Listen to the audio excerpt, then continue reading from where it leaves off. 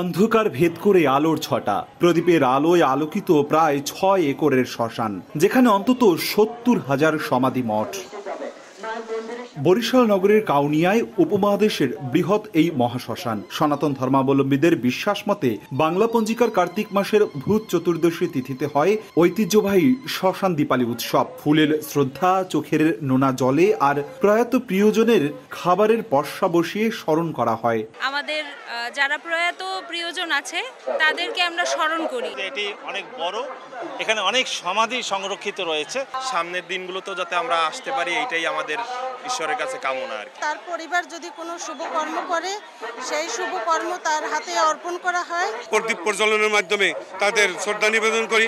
আনন্দ উৎসবের মধ্য দিয়ে দীপাবলি উৎসবটা পালন করতে পারি।